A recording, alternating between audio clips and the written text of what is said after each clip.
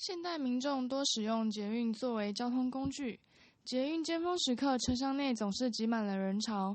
若此时身体不适，但却只剩博爱座，你是否也会选择坐下休息？